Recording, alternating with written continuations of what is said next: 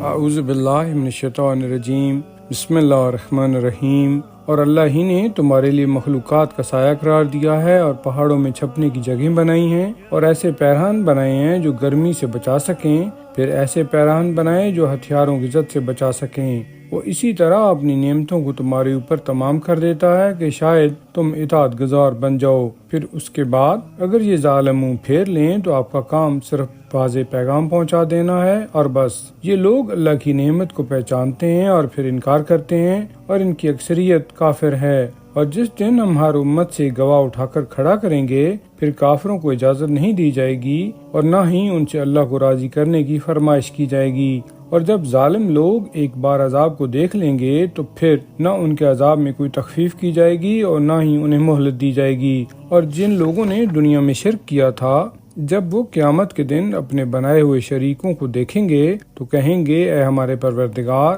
یہ ہیں ہمارے وہ شرکاء جنہیں ہم تجھے چھوڑ کر پکارا کرتے تھے۔ تو شرکاء یہ بات ان کی طرف پھینک دیں گے کہ تم جھوٹے ہو، اور اس دن سب اللہ کے سامنے جھک جائیں گے اور وہ ساری افطرا پردازیاں غائب ہو جائیں گی جو وہ کیا کرتے تھے۔ جن لوگوں نے کفر کیا اور لوگوں کو اللہ کی راہ سے روکا تو ہم ان کے فساد پھیلانے کی پاداش میں ان کے عذاب پر ایک اور عذاب کا اضافہ کر دیں گے۔ اور جس دن ہم ہر امت سے ایک گواہ اٹھا کر کھڑا کریں گے جو ان کے بالمقابل گواہی دے گا، اور آپ کو ان سب کے بالمقابل گواہ بنا کر لائیں گے، اور ہم نے آپ پر وہ کتاب نازل کی ہے جو ہر بات کھول کر بیان کرتی ہے اور اس تسلیم خم کرنے والوں کے لیے سراسر ہدایت، رحمت اور بشارت ہے۔ بے شک اللہ عدل، احسان اور قرابت داروں کو ان کا حق دینے کا حکم دیتا ہے اور بے حیائی، برائی اور ظلم و زیادتی سے منع کرتا ہے، اور تمہیں نصیحت کرتا ہے تاکہ تم نصیحت قبول کرو اور اللہ کے عہد کو پورا کرو جب بھی تم کوئی عہد کرو،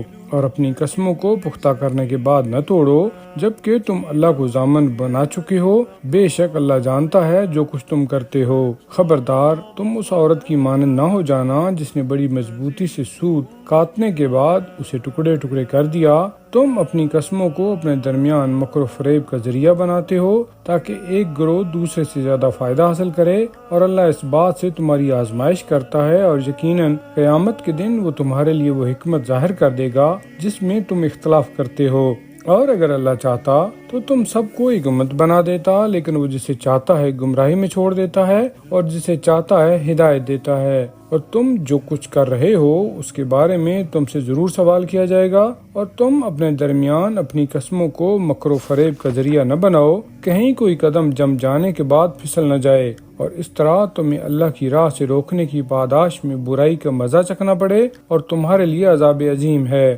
اور اللہ کے عہد و پیمان کو تھوڑی سی قیمت کے عوض فروخت نہ کرو، بے شک جو کچھ اللہ کے پاس ہے وہ تمہارے لیے بہتر ہے اگر تم جانتے ہو۔ جو کچھ تمہارے پاس ہے وہ ختم ہو جائے گا، اور جو کچھ اللہ کے پاس ہے وہ باقی رہنے والا ہے، اور ہم یقیناً صبر کرنے والوں کو ان کا اجر ان کے بہترین اعمال کے مطابق عطا کریں گے۔ جو کوئی بھی نیک عمل کرے، خواہ مرد ہو یا عورت، بشرطے کہ وہ مومن ہو، تو ہم اسے دنیا میں پاک و پاکیزہ زندگی بسر کرائیں گے، اور آخرت میں ان کا اجر ان کے بہترین اعمال کے مطابق عطا کریں گے۔ پس جب آپ قرآن پڑھنے لگیں تو مردود شیطان سے خدا کی پناہ مانگ لیا کریں۔ جو لوگ ایماندار ہیں اور اپنے پروردگار پر بھروسہ کرتے ہیں، ان پر اس شیطان کا کوئی تسلط نہیں ہے۔ اس کا کابوت صرف ان لوگوں پر چلتا ہے جو اسے اپنا دوست بناتے ہیں اور اس کی وجہ سے شرک کرتے ہیں۔